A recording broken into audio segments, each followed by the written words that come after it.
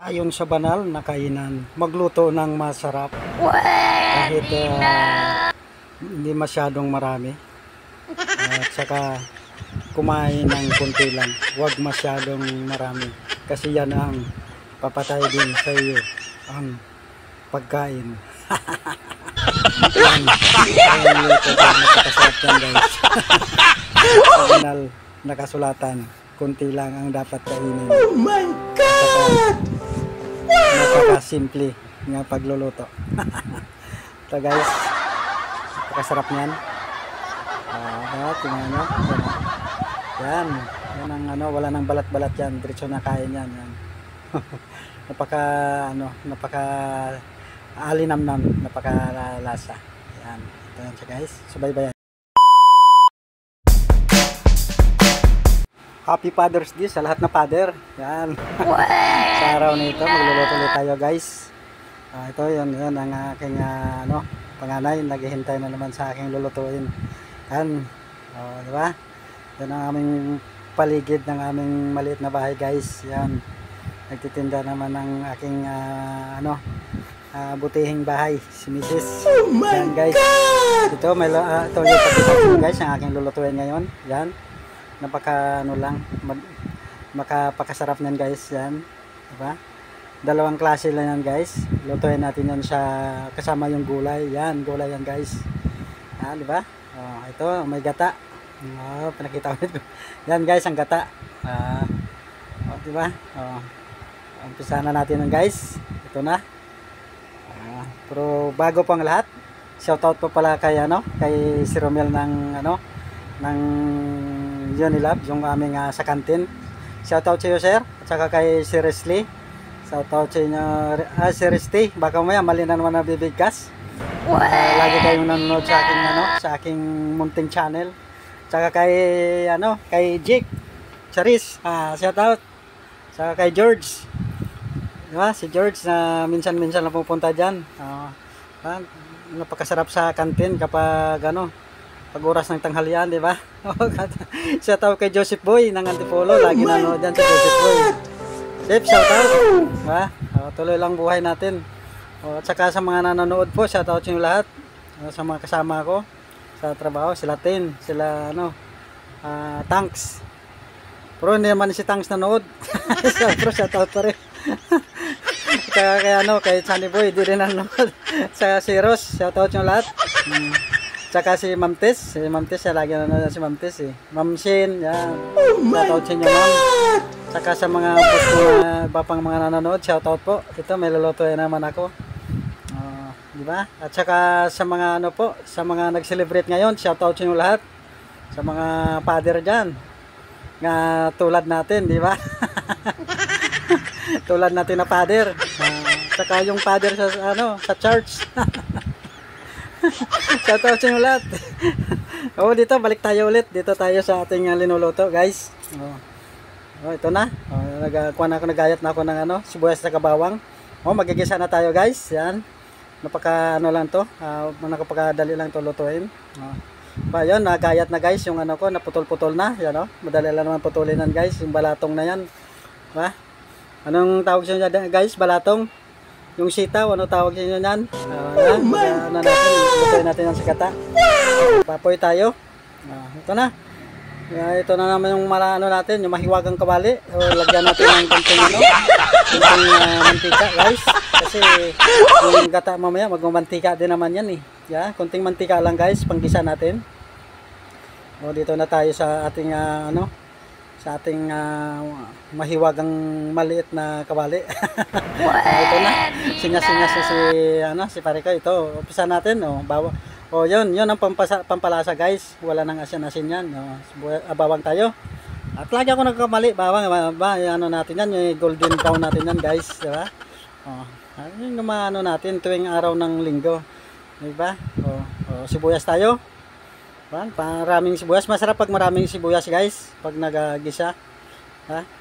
Pag wala nga din kahit di nagigisa. Ako nga din, di ako nagigisa pag walang-wala na.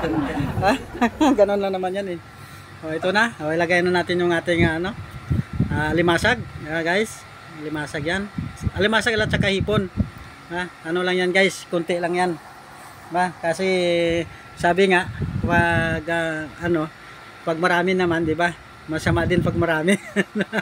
Kunti lulutuin natin. Diba? Para pag kumain din naman daw ng sobra, masama din. Dito tayo, kuntiin na natin, di ba? Wala na tayong pambili, kuya, kunti. Oh my God! Ito na, halo-haloin natin, papulahin natin yan guys. Pag medyo pula-pula na, ilagay natin yung sitaw natin. Okay. Takpan muna natin yan. Yan, may pang ano tayo. May pang sombrero tayo sa ating maliit na kawali. Ilagay tayo lang natin pag pumula. Ilagay natin yung natin guys. Cubes, di ba? Yan ang ano natin, wala nang asin yan, cubes lang. Pampalasa yan guys. Lagay natin yung yun lang guys, pamintang pino yan guys ha. Nilagay namin sa lagayan ng bitsin guys. Yan, pamintang pino yan. Dagdag pa yan ng lasa. Tayo halo-halo lang. Ano natin yan? Diba? Sa ating unti-unti na siyang pumupula guys. Kaya ano naman yan natin, saka natin lagay yung natin, sitaw, di ba? Ito na. Takpan muna natin. Takpan muna natin ulit. Kasi marami pa namang sabaw, nagsasabaw yan sa guys. Kuha natin yung ating ito na. Medyo pulang-pula na siya. Kasi madali lang naman yan guys, yung hipon. Pag pumula nga yan, pwede na yan eh. Kailangan kuha natin yan guys. Iba nga, yung mga butter pa nga, wala na tayong butter, di ba? Tipid tayo ngayon. Father's Day ngayon, tipid. Ilagay natin yung ating balatong. Balatong sitaw, pataw, di ba? Ito yan. Ganyan siya. Basta't gano'n na yan. Ganyan na yan, di ba? Ito na. Basta't kunting halo-halo lang naman yan eh. Half cook ka, pwede nga yan di ba? Pura may sabaw pa tong natin guys, kaya takpan muna natin. Para kuhanan yung sabaw, saka natin lagay yung gata, di ba? Pwede na nga yan eh. Ito na guys. Di ba? Luto na. Kaya lagay natin yung gata. Ang bilis nga natin lulutuin yan guys. Hindi nga ako ng may lang lang. Hindi nga umabot ng mga kalahating oras wala nga yata eh. Hindi ko na tinaiman guys. Pero ang bilis ko lulutuin. Alas 10 ko ginano kanina eh, di ba? Alas 10:30 yata 'yon. Pambilis ko na di ba? Yan na. Ayos na di ba? Nagsisinyas na, maluto na. Ito na Diba? Kaya may may kunting sabaw-sabaw guys, kaya gusto ko may sabaw-sabaw para, di ba? Masarap siya kasi yung niya, malasa yung gata, sarap. Ito na Ano pang hanapin natin yan? Kaya lang, dandahan lang guys, pag ganitong niluluto, alam mo na. Alam na.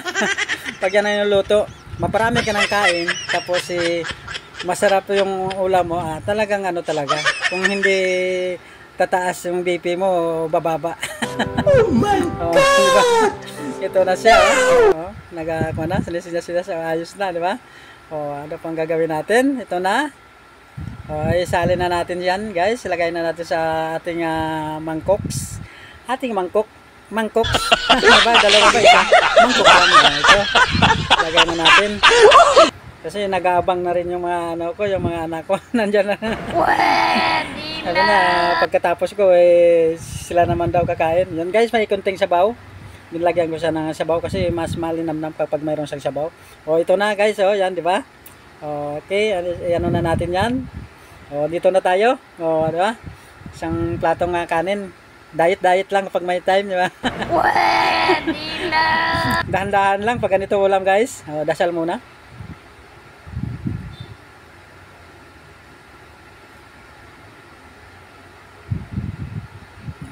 Tapos na tayo, guys. Dasal. Pasalamat na tayo kay God. Ito na. Umpisa na natin yan.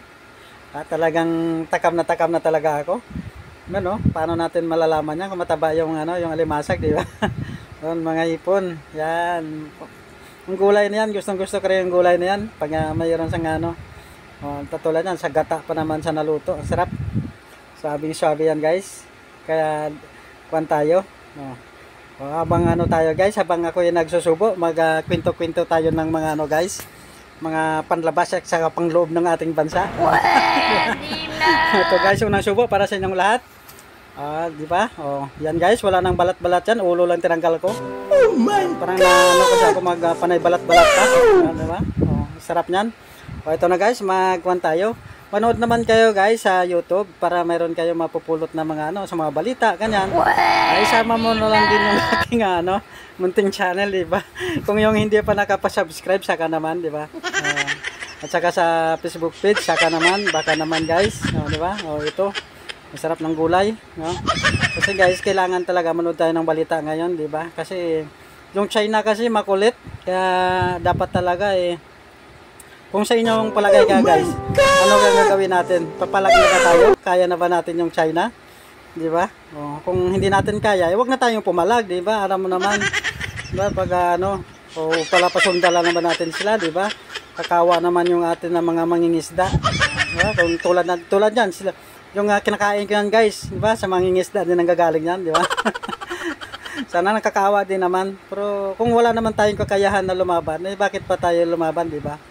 Kasi alam mo naman, marami talagang mapipinsala, di ba? Tulad natin, di ba? Lahat na mga niyan, gutom abutin natin yan, guys. Kaya kung nanonood kayo, guys, sa kahit saan nga naman, talagang napakahirap talaga, guys, ng sitwasyon ngayon. Kasi, siyempre, kakawa naman yung mga isda natin. Nilataboy, pinapaalis sila, di ba?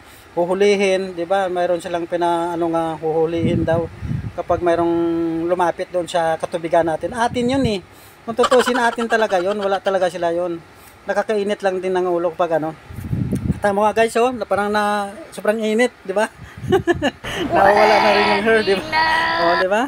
Talaga naman. Kaya kahit ako nga guys, parang nakakakuan, parang hindi na talaga tama din naman yung ginagawa nila sa atin, di ba? Kakawad. Ang unang-una, mangingisda talaga natin at saka atin talaga yon, di ba? Saan tayo mangisda, 'di ba? Wala namang isda dito sa kalupaan, 'di ba? Kundi doon sa dagat mismo, doon sa pinakamaraming 'di ba? Talagang lang talaga sila, swapang talaga sila. Talagang gusto nila angkinin lahat. Oh my 'di ba? Gawin nila bang probinsya yung natin, yung bansa natin? Papayag ba tayo niyan, 'di ba? Hindi tayo papayag niyan pag lumapit na sila dito sa atin. Sa atin na lang niyan, 'di ba? Kaya dapat talaga guys, manood kayo ng mga balita, 'di ba?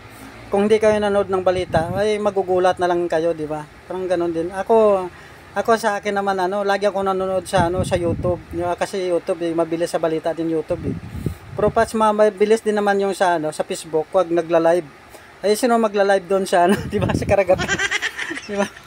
Tulad niyan, na laging binabalita yung sa din sa Taiwan, di ba? Malapit din naman yung Taiwan sa atin, guys. Kaya in case talagang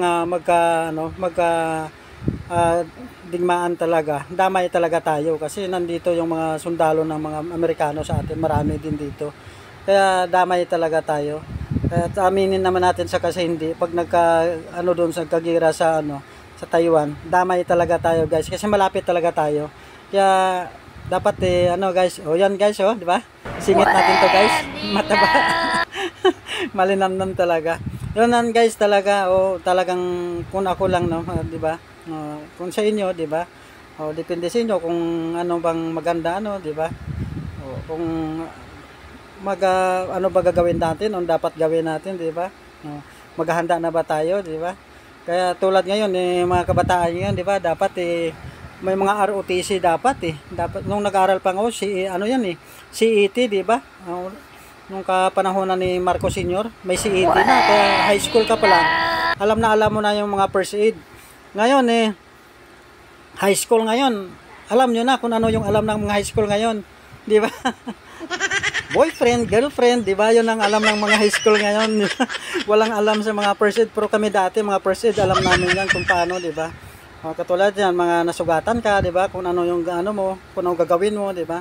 Ganyan dapat pa lang tayo, high school pa lang dapat. Meron din tayo na depende din naman yan sa yung nagbabatikos kasi minsan puro lang naman tayo nagbabatikosan, Pilipino din naman hindi nila iniisip yung sa sunod na mga di ba, henerasyon.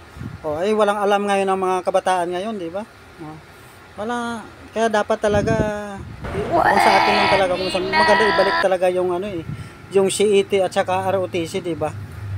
Yung ano dapat, yung dati nun, yung hindi naman ROTC dati, CET pag college ka na eh. Pero pag high school ka, CET dati. Pero tapos tinanggal nila yung ano, tinanggal kasi pagpalit kasi ni Kure, tinanggal yung ano. O ito na guys, ubos na. O paano, ang dami na sana akong kwento, sa sunod na naman guys. Kaya, ito na, magtutubig na tayo. Marami sana ako may kikwento pa, sa sunod na ulit pag-vlog, magkikwento tayo, panood kayo guys sa YouTube. O ito, ako'y magpaalam na. God bless you all sa inyong lahat. Maraming salamat sa panood. Bye-bye.